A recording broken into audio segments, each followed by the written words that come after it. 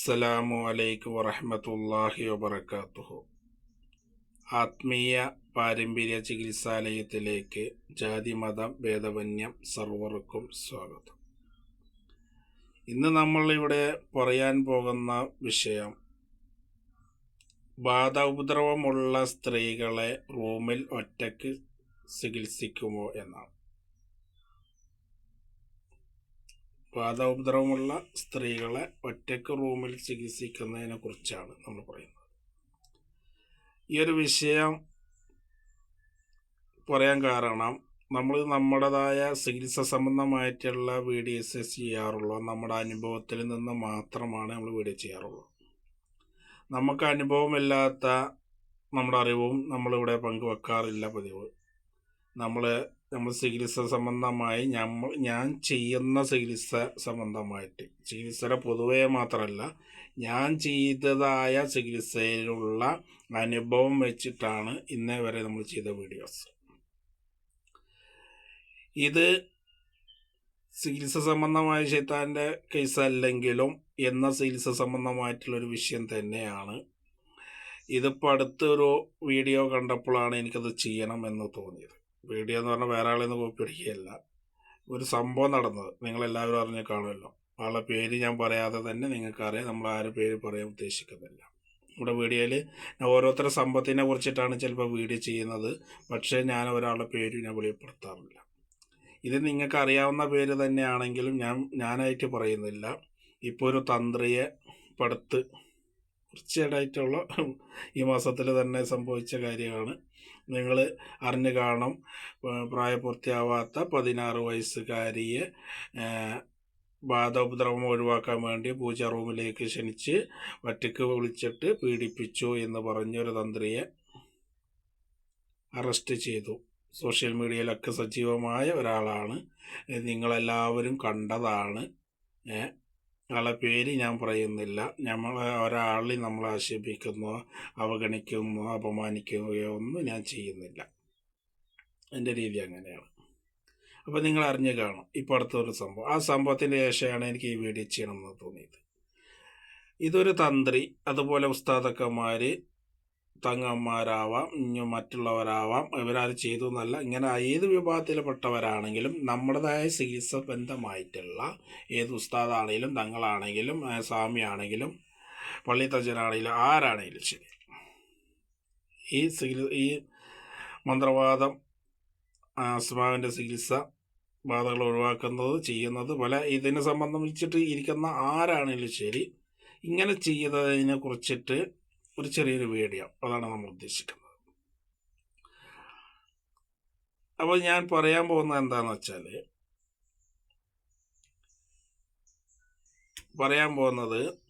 നമ്മൾ പല ആൾക്കാരുടെ തെറ്റിദ്ധാരണകളും പലയിടത്തും സംഭവിച്ച പ്രശ്നങ്ങളുമാണ്.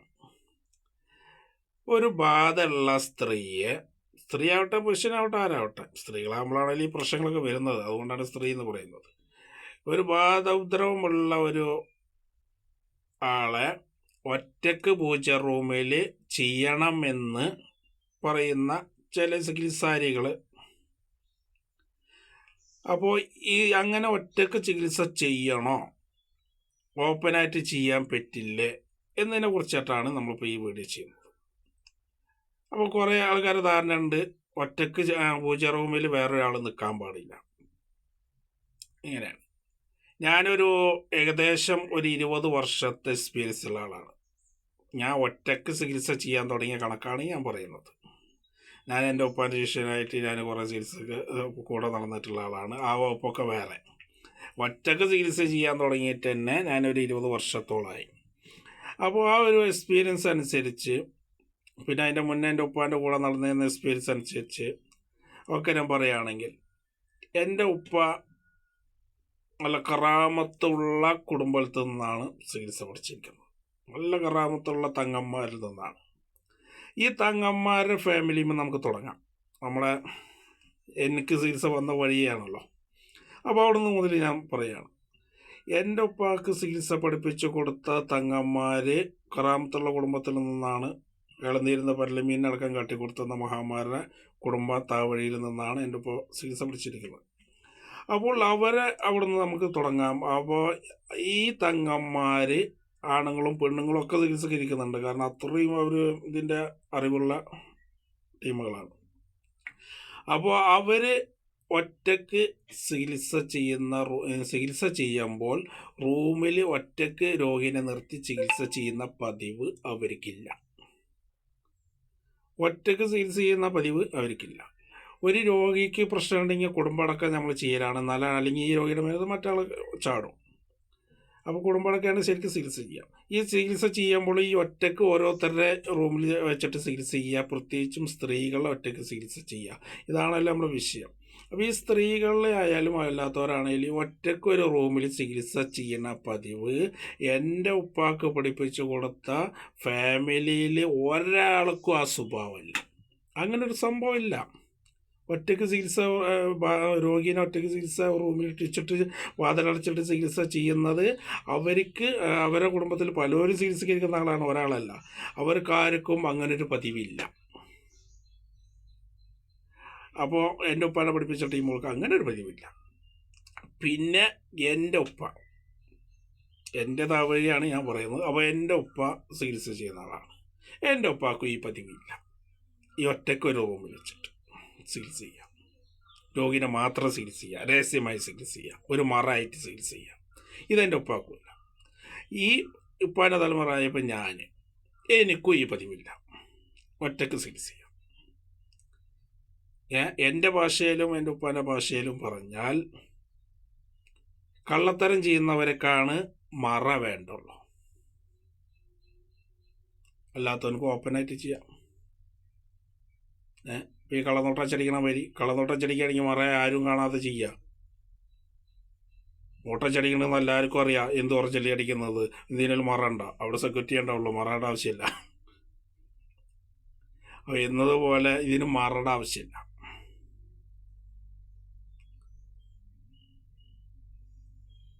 അപ്പോൾ ഒരു മറ ചികിത്സക്ക് വേണ്ട എന്നാണ് ഞങ്ങളുടെ ഒരു ഭാഷ, ഞങ്ങളുടെ ഒരു അഭിപ്രായം, എൻ്റേതുമായ അഭിപ്രായം. എൻ്റെ വാപ്പ പണ്ടേ പറയും, ഒറ്റക്ക് ചികിത്സ ഒരു പെണ്ണിനെ ചെയ്യണമെന്ന് പറഞ്ഞ ആ മന്ത്രവാദിനെ തല്ലണം, അതിന് കൂട്ടം നിൽക്കണവന് തല്ലണം എന്നാണ് പറയും. ആ ഭാഷ തന്നെ എനിക്കും പറയാനുള്ളത്. പിന്നെ ആവശ്യമില്ല മറ. എന്തിനെ? നമ്മളെന്താ ചെയ്യുന്നത്? ഒരു രോഗം മാറ്റിയാണ് ചെയ്യുന്നത്, ഒരു ബാധ ഒഴിവാക്കുകയാണ് നമ്മൾ ചെയ്യുന്നത്. അപ്പം നമ്മൾ ബാധ ഒഴിവാക്കുമ്പോൾ നമുക്കെന്താ പറയുക, ആ ഒരു വ്യക്തിയെ ചികിത്സ ചെയ്യേ വേണ്ടുള്ളൂ. അവിടെ നമുക്കൊരു മറയുടെ ആവശ്യമില്ല. ആ ഒരു സ്ത്രീ ആയാലും പുരുഷനാണെങ്കിലും ചികിത്സ ചെയ്യുമ്പോൾ ചിലതിളകാം, ചിലത് ഇളകില്ല. പല രീതിയിലുണ്ട്. ഇളകുന്നതാണെങ്കിൽ അവിടെ ഇളകി പറയും. അത് ആ വീട്ടുകാരും അവിടെ ഉള്ളവരെ കണ്ടോട്ടെ, അതിനിപ്പോൾ എന്താ കുഴപ്പം? അതിനൊരു കുഴപ്പമില്ല. അപ്പോൾ ഇളക്കി പറയിപ്പിക്കണേ, എനിക്കൊരു മറ വേണ്ട. ഒരു ബാധ ഉള്ള ആളാണെങ്കിലും, ഇനിയിപ്പോൾ ബാധ കയറിയതായതാണെങ്കിലും, അല്ലാതെ സഹറ് അഥവാ മന്ത്രവാദം ചെയ്തിട്ട് പ്രയാസങ്ങളുള്ള ഒരു വ്യക്തിനാണെങ്കിലും ചികിത്സ ചെയ്യുമ്പോൾ ഒരു മറയുടെ ആവശ്യമില്ല എന്നാണ് എനിക്ക് പറയാനുള്ളത്. അപ്പോൾ ചില ജനങ്ങളുടെ തെറ്റിദ്ധാരണ എന്താണെങ്കിൽ വെച്ചാൽ, ചില ആൾക്കാർ കള്ളത്തരമുള്ള ആൾക്കാർ ഇങ്ങനെ ചെയ്യുന്നുണ്ട്. അതുകൊണ്ട് തന്നെയാണ് ചില ജനങ്ങളുടെ തെറ്റിദ്ധാരണ എന്താണെങ്കിൽ, ബാധ ഉള്ള ഒരാൾ തന്നെ ഒറ്റക്കാണ് ചികിത്സ ചെയ്യുക, അവിടെ നിൽക്കാൻ പാടില്ല, അവിടെ പരിസരത്ത് ആരും ഉണ്ടാകാൻ പാടില്ല, അപ്പോൾ അതൊക്കെ മറ്റുള്ളവരുടെ മേത്തേക്ക് കയറും, അതുകൊണ്ടാണ് ഇവർ ഒറ്റക്ക് ചെയ്യുന്നത് എന്നുള്ള തെറ്റിദ്ധരിക്കുന്ന ആൾക്കാരുണ്ട്. അങ്ങനെ ഒരു വിഷയമില്ല. ബാധ ഒഴിവാക്കുകയാണെങ്കിൽ ഓപ്പണായിട്ട് തന്നെ ചെയ്യാം. ഞാൻ ഓപ്പണായി ചെയ്യുന്നവനാണ്, എൻ്റെ വാപ്പ് ഓപ്പണായിട്ട് ചെയ്യുന്നവരാണ്, അവരെ പഠിപ്പിച്ചവർ ഓപ്പണായിട്ട് ചെയ്യുന്നവരാണ്. മറയുടെ ആവശ്യമില്ല. സത്യം ചെയ്യുന്നവർക്ക്, സത്യസന്ധമായി ചെയ്യുന്ന ഏതൊരു വിഷയത്തിനും മറയുടെ ആവശ്യമില്ല. ഒരാവശ്യമില്ല. അഭിപ്രായക്കാരനാണ് ഞാൻ. എനിക്കിപ്പോൾ അടുത്ത കാലത്ത് മാസങ്ങൾ, ഒരു 3 മാസം 4 കൂടി പോയൊരു 4 മാസത്തിൻ്റെ ഉള്ളിൽ എന്നെ ഒരു കസ്റ്റമർ വിളിച്ച് പറയണ്ടേ, ഭാര്യ വരുന്നില്ല, ഞാൻ മാത്രമേ വരുന്നുള്ളൂ ചികിത്സ ചെയ്യാൻ. കാരണം അപ്പോൾ ഞാൻ കാരണം ചോദിച്ചു, എന്താണ് ഭാര്യ വരാത്തതിന് ഇഷ്ടമില്ലാത്ത? ചിലർക്ക് താല്പര്യമില്ലാത്തവരുണ്ടാവും. അതല്ല, ഭാര്യയ്ക്ക് ഒറ്റയ്ക്ക് ചികിത്സ ചെയ്യുമ്പോൾ പേടിയാണ്, റൂമിൽ ഒറ്റയ്ക്ക് ചികിത്സ ചെയ്യുമ്പോൾ പേടിയാണ്, അതുകൊണ്ട് ഭാര്യ വരുന്നില്ല എന്നാണ്. ഞാൻ പറഞ്ഞു, ഒറ്റയ്ക്ക് ചികിത്സ ചെയ്യുക, നമുക്കിവിടെ ഒറ്റയ്ക്കൊന്നല്ല, ഓപ്പണായിട്ടില്ലേ. നിങ്ങളുടെ ഭാര്യ ചികിത്സ ചെയ്യുമ്പോൾ ആ റൂമിൽ നിങ്ങളും ഉണ്ടാവും. പിന്നെന്താ നിങ്ങൾക്ക്? നമ്മൾ ഓപ്പണായിട്ടാണ് നമ്മൾ ചികിത്സ ചെയ്യുന്ന ഡോറ് തുറന്ന് വെച്ചിട്ടാണ് ചികിത്സ ചെയ്യുന്നത്, അടച്ചിട്ടല്ല. ഒന്ന്, പിന്നെ നമ്മൾ ചികിത്സ ചെയ്യുന്നിടത്ത് ഞാനും രോഗി മാത്രമല്ല, രോഗിയുടെ കൂടെ ഉള്ളവർക്കും ഇരിക്കാം. ആ റൂമിൽ എത്ര ആൾക്ക് ഇരിക്കാൻ സാധിക്കുമോ അത്ര ഇരുന്നോട്ടെ, നമുക്ക് യാതൊരു കുഴപ്പമില്ല. അതിന് കുറച്ച് സ്ഥലം ഇങ്ങോട്ട് വിട്ടിട്ട് ഇരിക്കുക. തൊട്ടത് ആ രോഗിയുടെ നേരക്ക് നിൽക്കാൻ പാടില്ല, ഇളകുമ്പോൾ നേരക്ക് നിൽക്കുക. ആ ചെയ്ത് ഇവരെ കട്ടളപ്പടിക്ക് നിൽക്കരുത്. അത് അവർക്ക് പോയി വരാനുള്ള പോക്കുവരവിൻ്റെ അതിന് ഇളകുമ്പോൾ ഒക്കെ ശീതമ്പർ കയറണതും വരുന്നതാണ്. അപ്പോൾ കട്ടളപ്പടിക്കാൻ നിൽക്കാതിരിക്കുക, രോഗിയുടെ തൊട്ടടുത്ത് നിൽക്കാതിരിക്കുക, ഒന്നും മാറിയിരിക്കുക. വലിയ റൂമാണെങ്കിൽ സൈഡിൽ ഇരുന്നൂടെ. അപ്പോൾ എൻ്റെ റൂമിലൊക്കെ ഞാൻ സൈഡിലവിടെ ഇരുത്തിയിട്ടാണ് ചെയ്യാം. എൻ്റെ വീട്ടിലെ മജിൽസിൽ, അതപ്പോൾ ഇതിനപ്പോൾ ഈ വീഡിയോ ചെയ്യുന്ന മജിൽസിൽ ചികിത്സ ചെയ്യുമ്പോൾ ഇതിൻ്റെ ഉള്ളിൽ എല്ലാവർക്കും കൂടിയിട്ട് ഇരിക്കാൻ സ്ഥലമല്ല ഈ മജിൽസിൽ. അപ്പോൾ ഞാൻ രോഗി ചികിത്സ ചെയ്യും. ഈ ഡോറ് തുറന്നിട്ട് ഇരിക്കുകയാണ്. ഈ ഡോറിൻ്റെ കട്ടളപ്പടിക്ക തന്നെ നേരക്കല്ലാതെ സൈഡിൽ ഇങ്ങോട്ട് കാണാവുന്ന വിധത്തിൽ രോഗിയുടെ ആൾക്കാരെ ഇരുത്തും. അവിടെ ഇരുന്നോളാൻ പറയും. അത് കണ്ടോളി എന്താ ചെയ്യുന്നതെന്ന്. കടലപ്പടിക്കാൻ നേരക്ക് നിൽക്കുന്നപ്പോൾ ശരിയാവില്ല, അത് അവർക്ക് തന്നെ പ്രശ്നമാണ്. അപ്പോൾ കടലപ്പടിയുടെ സൈഡിലായിട്ട്, കടലയുടെ സൈഡിൽ നേരക്ക് ഇരിക്കേണ്ട സൈഡിലിരിക്കുക. ഇങ്ങോട്ട് നോക്കിയിട്ട് ഇരുന്നോളി, ഇവിടെ എന്താ നടക്കുന്നത് നിങ്ങൾ കണ്ടോളി, ഓപ്പണായിട്ട്. എൻ്റെ വടകര നാരായണ നഗറിലെ റൂമിലാണെങ്കിൽ ഉള്ളിൽ തന്നെ ഇരുത്തും. അതിനുള്ള സ്ഥലമുണ്ട്, വലിയ റൂമാണ്. അപ്പോൾ ഞാൻ ആ ടീമിനോട് പറഞ്ഞു വന്നോളി എന്ന് പറഞ്ഞു. അപ്പോൾ ഭാര്യ വരുന്നില്ല എന്ന് പറഞ്ഞല്ലോ. അപ്പോൾ ഇങ്ങനെ ഓപ്പണായിട്ട് തന്നെയാണ് നമ്മുടെ ചികിത്സ. റൂമിൽ നിങ്ങൾക്കും ഇരിക്കാം, നിങ്ങളുടെ കൂടെ ഉള്ളവർക്കും ഇരിക്കാം, അതിനുള്ള സൗകര്യമുണ്ട്. നമുക്ക് മറയൊന്നുമില്ല, നിങ്ങൾ വന്നോളി ഭാര്യ എന്നെ കൂട്ടിയിട്ട് കയറും. അപ്പോൾ ഭാര്യനെ കൂട്ടി വന്നു. അപ്പോൾ ചിലവരെ തെറ്റിദ്ധാരണയാണ്. അപ്പോൾ ചില സ്ത്രീകൾക്ക് പേടിയായിട്ടാണ് വിഷയം ഉണ്ടായത്. അപ്പം നമ്മൾ ഓപ്പണായിട്ടാണ് ചികിത്സ ചെയ്യുന്നത്. സത്യസന്ധമായി ചെയ്യുന്ന ഒരു കാര്യത്തിന് ഒരു മറയില്ല, അതിൻ്റെ ആവശ്യമില്ല. അതാണ് സത്യം. അപ്പോൾ കള്ളത്തരം ചെയ്യുന്നവനക്ക് എല്ലാവരും മറ വേണം. ഞാൻ പറയുന്നത്, ഞാനിന്നെ എന്ത് തെറ്റിദ്ധരിച്ചാലും വേണ്ടില്ല, കള്ളത്തരം ചെയ്യുന്നവരാണ് ഈ മറ ആവശ്യപ്പെടുന്നത്. അതിപ്പോൾ ബുദ്ധിയുള്ള കേൾക്കുന്നവർക്ക് മനസ്സിലാവും. ഞാൻ എൻ്റെ വാപ്പയൊക്കെ ഓപ്പണായിട്ടാണ് ചികിത്സ ചെയ്യുക. ഇതുവരെ ചെയ്തതും അങ്ങനെയാണ്, ഇനി ചെയ്യാൻ പോകുന്നതും അങ്ങനെ തന്നെയാണ്. കാരണം എന്തിനു മറ? ഓപ്പണായിട്ട് എന്ന് പറഞ്ഞാൽ മുറ്റത്ത് ഇരുന്നിട്ട് നാട്ടുകാരൊക്കെ കാണിച്ചിട്ടൊന്നും ചെയ്യുന്നില്ല. നമ്മൾ ഒരു വീട്ടിൽ പോയിട്ടാണ് ചെയ്യുന്നത് വെച്ചാൽ ആ വീട്ടിൽ നമ്മളൊന്നാ പറയാറ് കുറേ മുന്നൊക്കെ. ഇപ്പോൾ അതും പറയാറില്ല, കാരണം ഇപ്പോൾ ഒക്കെ സൗകര്യങ്ങളുള്ള ആൾക്കാരാണല്ലോ കൂടുതൽ. ആദ്യം നമ്മൾ പറയും ഒരു റൂം വൃത്തിയാക്കിയിട്ട് ഇട്ടോ എന്ന് പറയും, വീട്ടിൽ പോയി ചെയ്യാം. നമുക്കവിടെ ഇരിക്കാൻ ഒരു വൃത്തി വെറുപ്പും കച്ചറൊന്നുമില്ലാതെ ഒന്ന് ക്ലീൻ ചെയ്തിട്ട് ഇടാൻ പറയുള്ളൂ. അല്ലാതെ അത് ഓപ്പണായിട്ട് അത് ചില ഹാളിലൊക്കെ നല്ല വൃത്തിയിട്ടാണ്. ഈ ഹാളിൽ വെച്ചിട്ട് ചിലപ്പോൾ ചികിത്സ ചെയ്യും ചില വീട്ടുകളിൽ പോയാൽ. നമുക്കിതിൻ്റെ വീട് ചിലപ്പോൾ വിസ്താരം ഉണ്ടെങ്കിൽ നമ്മൾ പറയുന്ന ഹാളിൽ ചെയ്യാമെന്ന് പറയും. അപ്പോൾ നമുക്ക് ഈ മുട്ടാർക്ക് നമ്മളൊക്കെ ഫാൻ ഇടാൻ പറ്റില്ല, കാരണം തിരി കേടില്ല, നാളികേരത്തിൻ്റെ മുകളിൽ എത്തിച്ച തിരിയൊക്കെ കേടും. അപ്പോൾ നമ്മൾ എന്ത് പറയും, ഹാളിലാകുമ്പോൾ നമുക്കൊരു കാറ്റും പിടിച്ചും കിട്ടില്ലേ. ചിലപ്പോൾ ഹാളിൽ ചിലപ്പോൾ ചികിത്സ ചെയ്യാം ഓപ്പണായിട്ട്. വേറെ ആരെങ്കിലും കയറി വരും അങ്ങനെ നോക്കുകയാണെങ്കിൽ അവർക്കൊരു ഇതിന് വേണ്ടിയിട്ട് റൂമിൽ ചിലപ്പോൾ ചെയ്യും. അല്ലാന്നുണ്ടെങ്കിൽ നമ്മൾ ഹാളിൽ ചെയ്യും, വലിയ ഹാളിൽ ഓപ്പണായിട്ട്. അപ്പോൾ ഹാളിൽ സൈഡിലൊക്കെ ഒരാൾക്കാർക്ക് ഇരിക്കുക, ഒരു തടസ്സമില്ല, എല്ലാവർക്കും കാണുകയും ചെയ്യാം, നമുക്കും ഒരു കാറ്റും പിടിച്ചും കിട്ടുകയും ചെയ്യും. നമുക്ക് ഫാന് പറ്റില്ല, ഹോമടമ്പയിൽ മുളകും പൊടി മുതൽ സാധനങ്ങൾ, നമ്മുടെ പല സാധനങ്ങളും ഉണ്ട്, അതിൽ മുളകും പൊടി അടക്കം ഉണ്ടാവും. അപ്പം നമുക്ക് ഫാനിട്ട മുളകും പൊടിയൊക്കെ ആകുമ്പോൾ എന്തായിരിക്കും എന്ന് പലർക്കും അറിയാമല്ലോ. അവർ തിരികെ ആകുമ്പോൾ നമുക്ക് ഫാനിട്ട് കഴിഞ്ഞാൽ തിരികടില്ലേ, അങ്ങനെയൊക്കെ ഒരു വിഷയങ്ങൾ. അപ്പോൾ നമുക്ക് ഫാൻ നമുക്ക് ഇടാൻ പറ്റില്ല. അപ്പോൾ നമുക്ക് ഓപ്പണായി അത്രയും നല്ലതാണ്, ഒരു കാറ്റും പിടിച്ചും കിട്ടും. നമ്മൾ ചിലപ്പോൾ ഒരാളൊക്കെ ഇപ്പോൾ 15 മിനിറ്റ് അരമണിക്കൂർ ഉണ്ടാവും, ചിലപ്പോൾ ഒരു 4-5 ആളാകുമ്പോൾ അത്രയും സമയം മണിക്കൂറോളാവും. ഈ മണിക്കൂറോളം നമ്മൾ വിയർത്തൊലിച്ചിട്ട് നിൽക്കേണ്ട ഫാൻ പോലും കൂടാതെ. ഏത് ചൂടുകാലാണെങ്കിലും നമുക്ക് ഫാൻ ഉപയോഗിക്കാൻ പറ്റില്ല ഈ കാര്യങ്ങൾ ചെയ്യുന്ന സമയത്ത്. അപ്പോൾ നമ്മൾ ഓപ്പണായിട്ട് ഹാളിൽ അടക്കം നമ്മൾ ചികിത്സ ചെയ്യാറുണ്ട്. അപ്പോൾ ഓപ്പണായിട്ട് ചികിത്സ ചെയ്യാം എന്നാണ് ചെയ്യണതിന് യാതൊരു കുഴപ്പമില്ല. ഒരു ബാധമുള്ള സ്ത്രീകളെ ഒറ്റയ്ക്ക് ചികിത്സ ചെയ്യേണ്ട, ഒരു റൂമിൽ വെച്ചിട്ട് ചികിത്സ ചെയ്യേണ്ട ഒരു നിയമം ഇല്ല എന്നതാണ് എനിക്ക് പറയാനുള്ളത്. ഞണ്ട് എന്ന് പറഞ്ഞിട്ട് ആരെങ്കിലും വരുന്നുണ്ടെങ്കിൽ അവർക്കാണ് കള്ളത്തരമുള്ളത്. കള്ളത്തരമുള്ളത് കൊണ്ടാണ് മറ. നമ്മൾ ഓപ്പണായിട്ടാണ്.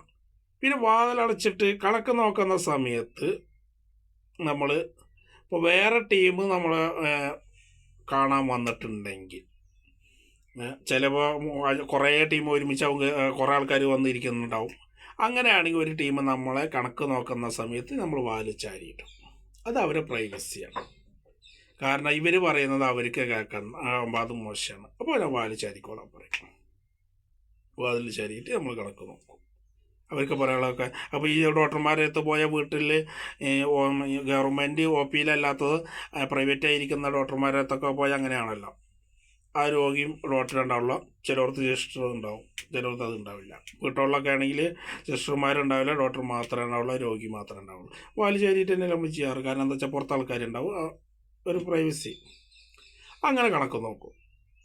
ചില ആൾക്കാർ നമ്മൾ ചാരാനും പറയണ്ട, അവർ വാലാണ് ചാരും. അപ്പോൾ ആരും ഇല്ലാന്നുണ്ടെങ്കിൽ അപ്പോൾ ഞാൻ പറയും വാല് തുറന്നിട്ടാളെ, ഇവിടെ ആരും ഇല്ലല്ലോ, നിങ്ങൾ കേൾക്കാൻ ആരെങ്കിലും വന്നെങ്കിൽ നിങ്ങളപ്പോൾ ചാരിയാൽ മതി. കാരണം അപ്പോൾ നിങ്ങൾക്ക് നിങ്ങൾ പറയുന്ന ഒരു സ്വകാര്യതകൾ മറ്റുള്ളവർ കേൾക്കണ്ടല്ലോ എന്ന് പറയും. ആളുണ്ടെങ്കിലേ വാല് നമ്മൾ ചാരാൻ പാടുള്ളൂ. അല്ലെങ്കിൽ വാല് ചാരണവരോട് തന്നെ ചാരണ്ട എന്നാ പറയും. ഒരു കാറ്റ് പിടിച്ച് കൂട്ടിയിട്ട് നമുക്ക് ഇരുന്നൂടെ, എന്തിനാ ഈ വാലക്കടിച്ച് കൂട്ടിയിരിക്കണം? ഞാൻ അഭിപ്രായക്കാരനാണ്. ഇപ്പോൾ ഞാൻ ചികിത്സ ചെയ്യുന്നത് അങ്ങനെയാണ്. ഇപ്പോൾ ഈ മജിൽസിലാണെങ്കിലും അവിടെ ആണെങ്കിലും നമ്മൾ വാതിൽ തുറന്നിട്ടിട്ടാണ് കണക്ക് നോക്കി കൊടുക്കാറ്. അപ്പോൾ ആൾക്കാർ മുമ്പത്ത് ഇങ്ങനെ ഇരിക്കുകയാണെങ്കിൽ അവർക്ക് പ്രൈവസി അവർക്ക് വേണ്ടിയിട്ടാണ് നമ്മൾ വാല് ചാരിക്കൊള്ളാൻ പറയുന്നത്. അവർക്ക് കുഴപ്പമില്ല എന്നുണ്ടെങ്കിൽ ചാരണ്ട, എനിക്കെന്താ കുഴപ്പം? ഞാൻ ഇവരെ പ്രശ്നം ഇവരോട് പറയുന്നു, വാർത്തകൾ വന്നാൽ അവരുടെ പ്രശ്നം കേട്ടിട്ട് നോക്കി പറയുന്നു. നമുക്ക് മാറേണ്ട ആവശ്യമില്ല, വാല് ചാരേണ്ട യാതൊരു ആവശ്യവും നമുക്കില്ല. അപ്പോൾ ഒരു റൂമിൻ്റെ ഉള്ളിൽ ഒറ്റക്ക് അങ്ങനെ ഇരിക്കണമെന്ന് നമ്മൾ പറയില്ല. അതിപ്പോൾ കണക്ക് നോക്കുമ്പോൾ ഒരാളെ കൂടെ ആളുണ്ടെങ്കിൽ ആൾക്ക് ഇരിക്കുക. ഈ ഒരു സ്ത്രീ വന്നെങ്കിൽ മാത്രമല്ല വാല് ചേരുന്നത്, ആ ആളുടെ കൂടെ എൻ്റെ ഭർത്താവുണ്ട്, മക്കളുണ്ട്, ആരൊക്കെ കൂടെ ഉണ്ട്, അവരൊക്കെ അവർ ഫാമിലിയാണല്ലോ, അവർ കേൾക്കണതിന് ഒരു കുഴപ്പമില്ല, അവരൊക്കെ ഇരിക്കുക വാല് ചാരിക്കുക. മറ്റുള്ള ഫാമിലി കേൾക്കണ്ടെന്നാണ് നമ്മൾ പറയുന്നത്. കേൾക്കണതിന് എനിക്ക് കുഴപ്പമില്ല, അവരുടെ പ്രവേശിക്ക് വേണമെങ്കിൽ വാല് ചാരാം, ഇല്ലെങ്കിൽ വേണ്ട. ചികിത്സ ചെയ്യുമ്പോൾ വാല് ഒരിക്കലും ചാരൂല. എൻ്റെ ഒരു കണക്കിൽ, എൻ്റെ ഓപ്പമൊക്കെ പറഞ്ഞ കണക്കിൽ ചികിത്സ ചെയ്യുമ്പോഴാണ് ശരിക്കും ഓപ്പം വേണ്ടത്. ചീത്താമാർക്ക് എത്ര വാലടച്ചാലും വരാം, അത് വിഷയം വേറെ.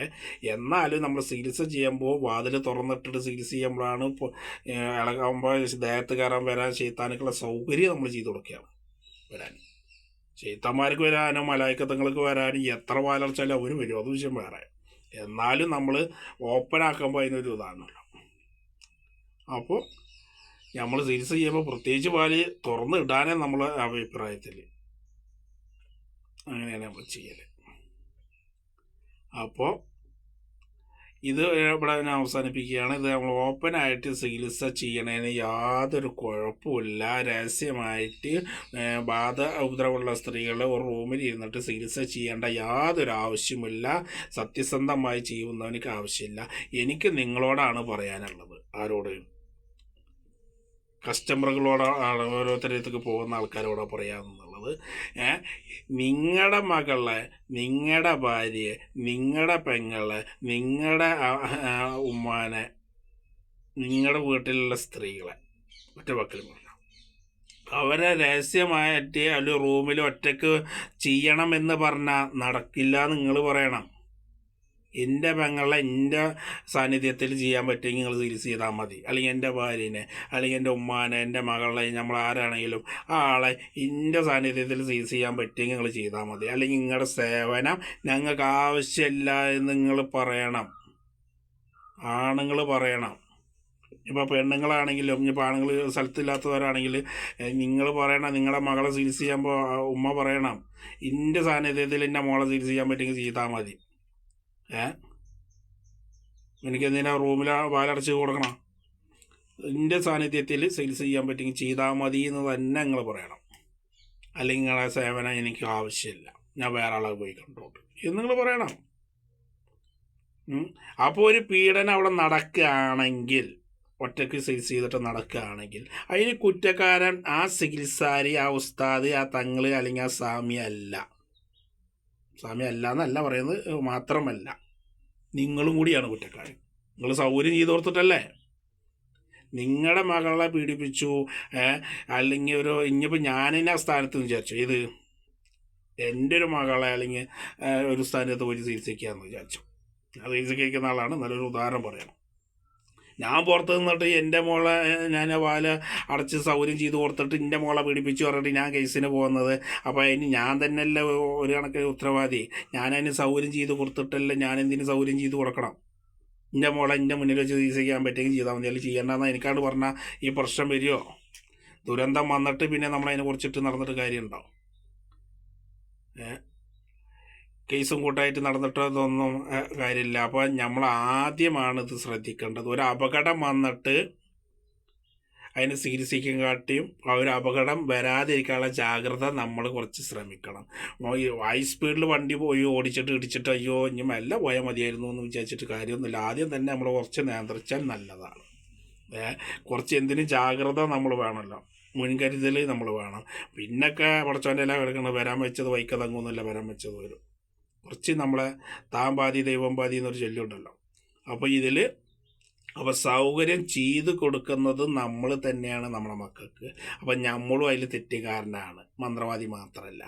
അപ്പോൾ മന്ത്രവാദിയോടും എനിക്ക് പറയാനുള്ളത് ഓപ്പണായിട്ട് ചെയ്യാമെന്നുള്ള കള്ളത്തരമുള്ളവരാണ് ഈ വാലടച്ച് ചെയ്യുന്നത്. ഒന്ന്, വീട്ടുകാരോട് എനിക്ക് പറയാനുള്ളത് നിങ്ങളും കൂടി കൂട്ടു നിന്നിട്ടാണ് നിങ്ങളുടെ മകൾ പീഡനത്തിലേക്ക് വരുന്നത്. അപ്പോൾ നിങ്ങൾ ഓപ്പണായിട്ട് ചികിത്സ ചെയ്യുന്നവരെ, നിങ്ങളുടെ സാന്നിധ്യത്തിൽ ചികിത്സ ചെയ്യുന്നവരെ കൊണ്ട് ചെയ്യിപ്പിച്ചാൽ മതി. അല്ലാത്തവരെ കൊണ്ട് ചെയ്യിപ്പിച്ചിട്ട് പിന്നെ മന്ത്രവാദിനെ മാത്രം പറഞ്ഞിട്ട് കാര്യമില്ല, നിങ്ങളും അതിൽ ഉത്തരവാദിയാണ് എന്നാണ് എനിക്ക് പറയാനുള്ളത്. അപ്പോൾ ഒരു ഓപ്പണായിട്ട് ചെയ്യാവുന്ന പ്രശ്നമേ ഉള്ളൂ, കാര്യമേ ഉള്ളൂ. അപ്പോൾ അതിൽ വേറെ ഒരു മറയുടെ ആവശ്യമില്ല എന്ന് ഞാൻ നിങ്ങളോട് ഓർമ്മപ്പെടുത്തുകയാണ്. അപ്പോൾ ഈ കേസുകൾ കുറേ നമ്മൾ അവിടെ പീഡിപ്പിച്ചു ഇവിടെ പീഡിപ്പിച്ചു എന്നൊക്കെ കേൾക്കുന്നുണ്ട്. ഇത് ഞങ്ങളെമാരുള്ളവർക്കാണ് ഈ പേര് ദോഷം. ഏതെങ്കിലും ഒരു മന്ത്രവാദി അല്ലെങ്കിൽ ഏത് മതത്തിൽപ്പെട്ട ഒരു മന്ത്രവാദിയാണെങ്കിലും ചികിത്സയ്ക്ക് ഇരിക്കുന്ന ഒരു വ്യക്തി ചെയ്താലും അപ്പോൾ പറയാം എല്ലാ മന്ത്രവാദികളും കണക്കാണ്, എല്ലാ മന്ത്രവാദികളും തരികടയാണ്, എല്ലാ മന്ത്രവാദികളും കാമഭ്രാന്തായിട്ട് പീഡിപ്പിക്കുന്നവരാണ്, കിട്ടിയ അവസരം മുതലാക്കുന്നവരാണ് എന്നൊക്കെ പറച്ചിൽ പറയുമ്പോൾ നിരപരാധിയായി ഞാനും പെട്ടു. വലിയ വലിയ എത്രയോ സയ്യിദന്മാർ ചികിത്സയ്ക്ക് ഇരിക്കുന്നുണ്ട്, എത്രയോ തങ്ങന്മാർ, എത്ര ഉസ്താദക്കന്മാരിക്കുന്നുണ്ട്. പിന്നെ മറ്റുള്ള മതത്തിലാണെങ്കിൽ എത്രയും സത്യസന്ധമായ സ്വാമിമാർ ചികിത്സക്കിരിക്കുന്നുണ്ട്, എത്രയോ പള്ളിത്തച്ചന്മാരിക്കുന്നുണ്ട്. ഈ നിരപരാധികളൊക്കെ അതിൽ പെട്ടു ഒരാൾ ചെയ്ത കുറ്റത്തിന്. അപ്പോൾ വ്യാജസിദ്ധവനാണ്, വ്യാജ മന്ത്രവാദികളാണ്, ഇവരൊക്കെ ഇങ്ങനത്തെ ആൾക്കാരാണ് എന്ന് പറഞ്ഞിട്ട് എല്ലാവരും ഇതിൽ പെടുകയാണ്. അങ്ങനെ പെട്ടിട്ടില്ല. എത്രയും പോലീസുകാർ തെറ്റ് ചെയ്യുന്നുണ്ട്, എല്ലാ പോലീസും വ്യാജം എന്നാണോ അതിൻ്റെ കണക്ക്? ഒരു പോലീസുകാർ തെറ്റ് ചെയ്ത എല്ലാ പോലീസിനും വ്യാജം എന്നാണോ? ഒരു ഡിപ്പാർട്ട്മെൻറ്റിൽ ഒരാൾ തെറ്റിയതല്ല, ആ ഡിപ്പാർട്ട്മെൻറ്റിനെ ആക്ഷേപിക്കരുത്. നിരപരാധികളാണ്, ഇത്ര നല്ല പോലീസുകാരുണ്ട്, ഒരാളൊരു തെറ്റ് ചെയ്തിട്ട്. അപ്പോൾ ഇത് മറ്റുള്ളവർക്ക് പേരുദോഷം ഉണ്ടാക്കുന്ന ആൾക്കാരാണ്. അപ്പോൾ അങ്ങനെ പറയരുത്. അപ്പോൾ ഒരാളിൽ തെറ്റ് വന്നാൽ നമ്മൾ മറ്റുള്ളവരെ കുറ്റം പറയരുത്. അവൻ ശരിയല്ല, ഇനി അവൻ്റെ അടുത്തേക്ക് പോകണ്ട, ഇനി ആരും പോകരുത്, അങ്ങനെ പറയാം. പിന്നെ അതിന് സാഹചര്യങ്ങൾ ഉണ്ടാക്കുന്നത് നമ്മൾ തന്നെയാണ്. നമ്മുടെ മക്കളായാലും പെങ്ങളാണെങ്കിലും ആരാണെങ്കിലും നമ്മൾ ചികിത്സ ചെയ്യുമ്പോൾ നമ്മൾ ഓപ്പണായിട്ട് ചെയ്യാൻ പറ്റുമെങ്കിൽ നമ്മുടെ സാന്നിധ്യത്തിൽ ചെയ്യാൻ പറ്റുമെങ്കിൽ ചെയ്താൽ മതി. നിങ്ങൾ പറയാൻ തയ്യാറാവണം. എത്ര വലിയ ഇളക്കണതാണെങ്കിലും അതിന് നിങ്ങൾക്ക് പറ്റുമെങ്കിൽ ചെയ്താൽ മതി. ഞാൻ കണ്ടുകൊണ്ട് എന്താണ് നിങ്ങൾക്ക് സംഭവിക്കാൻ പോകുന്നത്, നിങ്ങൾക്ക് മാറ്റണതിന് ഞാൻ തടസ്സമുണ്ടോ? നിങ്ങളുടെ പണി നിങ്ങൾ പെടുന്നോളൂ, നമ്മൾ ഒരു തടസ്സമില്ല. ഞാനിവിടെ ഇരിക്കും എൻ്റെ മകളുടെ അടുത്ത്, നിങ്ങളെന്താ ചെയ്തോളൂ, നിങ്ങളുടേതായ രീതിയിൽ നിങ്ങൾ ചികിത്സ നടത്തിക്കോളി എന്ന് പറയണം. അതിനുള്ള ചങ്കൂറ്റം നിങ്ങൾ കാണിക്കണം എന്നാണ് എനിക്ക് പറയാനുള്ളത്.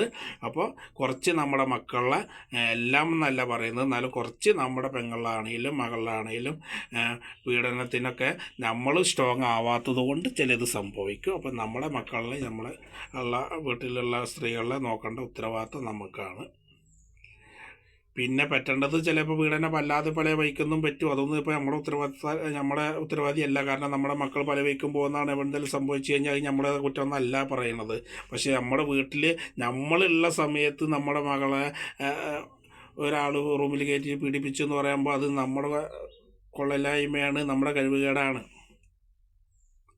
ഒരു മന്ത്രവാദിയുടെ അടുത്തേക്ക് നമ്മൾ പോയിട്ട് നമ്മൾ റൂമിൻ്റെ പുറത്തിരിക്കുന്നു, നമ്മുടെ മകളെ അവരവിടെ ചികിത്സിക്കുക എന്ന പേരിൽ ചികിത്സിക്കുക എന്ന വ്യാജ പേരിൽ നമ്മുടെ മോളെ അവിടെ പീഡനത്തിന് ഇരയായി കഴിഞ്ഞാൽ അതിന് നമ്മൾ ഉത്തരവാദിയാണ്. അത് നമ്മളവിടെ സാന്നിധ്യത്തിലല്ലേ ഇപ്പോൾ നടന്നത്. റൂമിൽ നമ്മളില്ലെങ്കിൽ നമ്മൾ പുറത്തിരിക്കുന്നില്ലേ? നമ്മൾ പുറത്ത് കസാരയിൽ നമ്മളെത്തിയിട്ട് ഉള്ളിൽ നമ്മുടെ മോളെ പീഡിപ്പിച്ചു, അതിന് ഉത്തരവാദി ആരാ? അവ ഉത്തരവാദി തന്നെയാണ്, അല്ല എന്നല്ല, ഞാനതിൽ കാരണക്കാരനല്ലേ. എൻ്റെ ഒരു മോളാണെങ്കിൽ അപ്പോൾ അതിന് നമ്മൾ നിൽക്കരുത്. നമ്മുടെ സാന്നിധ്യത്തിൽ ചെയ്യാൻ പറ്റുമെങ്കിൽ ചെയ്താൽ മതി എന്ന് തന്നെ പറയണം. വീഡിയോ നീണ്ടുപോയി. അപ്പോൾ ഇത് കുറേ കേസുകൾ ഇങ്ങനെ പറയാം. കാരണം ഞങ്ങളെമാരുള്ള ആൾക്കാർക്ക് ഒരു മന്ത്രവാദി ചെയ്താൽ, ഒരു ഉസ്താദ്, ഒരു തങ്ങളെ, ഒരു ആര് ചെയ്താലും, ഒരാൾ ചെയ്താൽ മറ്റുള്ളവർക്ക് പേരുദോഷമാവുകയാണ്. അപ്പോൾ ഞങ്ങളെല്ലാവരും ആക്ഷേപിക്കരുത്. ഞങ്ങളാരും ഇതിൽ കുറ്റക്കാരല്ല. വേറിട്ട ഓരോ സംഭവങ്ങളാണ്. ഏതേലും ആൾക്കാർ ചെയ്തതിന് മറ്റുള്ളവർ ആരും ഇതിന് ഉത്തരവാദിയല്ല. അതൊന്ന് ഓർമ്മപ്പെടുത്തുന്നു. അപ്പോൾ ഞങ്ങളാരും ആക്ഷേപിക്കരുത് എന്നും, അതുപോലെ തന്നെ ഒരാൾ ഇത് ചെയ്യുന്നതിനേക്ക് നമ്മൾ വീട്ടിൽ ശ്രദ്ധിക്കേണ്ട കാര്യത്തെക്കുറിച്ചാണ് ഞാൻ പറഞ്ഞത്. നമ്മുടെ സാന്നിധ്യത്തിൽ ചെയ്യാൻ ശ്രമിക്കുക. അപ്പോൾ ഈ വീഡിയോ ഇവിടെ അവസാനിപ്പിക്കുന്നു. ഈ വീഡിയോ മറ്റുള്ള വീഡിയോയും കാട്ടി കൂടിപ്പോയി. അപ്പോൾ ഈ വീഡിയോ ഇവിടെ അവസാനിപ്പിക്കുന്നു. അടുത്ത വീഡിയോയുമായിട്ട് കാണാം. അസ്സലാമു അലൈക്കും വറഹ്മത്തുള്ളാഹി വബറകാതുഹു. എന്തെങ്കിലും നിങ്ങൾക്ക് പ്രശ്നങ്ങളോ കാര്യങ്ങളോ ഉണ്ടെങ്കിൽ എല്ലാ ബാധകളും നമ്മൾ ഒഴിവാക്കുന്നുണ്ട്.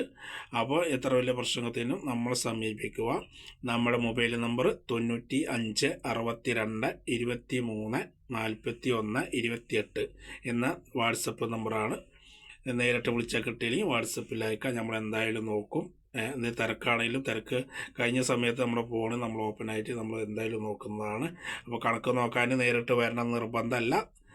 നേരിട്ട് വരാതെ നമ്മൾ കണക്ക് നോക്കുന്നുണ്ട്. വരുന്നവർക്ക് വരികയും ചെയ്യാം. പിന്നെ പരിഹാരത്തിന് നേരിട്ട് വരണമെന്ന് മാത്രമേ ഉള്ളൂ. അതും വരാൻ പറ്റില്ല എന്ന് അത്രയും ഘട്ടങ്ങളാണെങ്കിൽ നമ്മൾ നേരിട്ട് വരാതെ ചെയ്യുന്നുണ്ട്. മാക്സിമം നേരിട്ട് വന്നിട്ട് ചെയ്യലാണ്.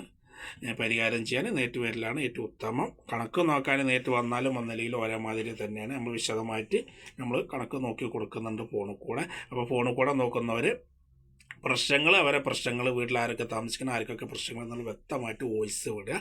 സ്ഥലപ്പേര്, തറവാട്ടും പേര്, ആളുടെ ഉമ്മാൻ്റെ പേര്, ആളുടെ പേര് ഒക്കെ വിടുക. നോക്കാനുള്ളൊരു ഫീസും വിടുക. അപ്പോൾ നമ്മൾ നോക്കി കൊടുക്കുന്നതാണ്. അപ്പോൾ നേരിട്ട് വരേണ്ട ചിലവുകളും കാര്യങ്ങളൊക്കെ ചുരുങ്ങി കിട്ടും. അപ്പോൾ എന്തെങ്കിലും ആവശ്യം ഉണ്ടെങ്കിൽ വിളിക്കുക. അസ്സലാമു അലൈക്കും വറഹ്മത്തുള്ളാഹി വബറകാതുഹു.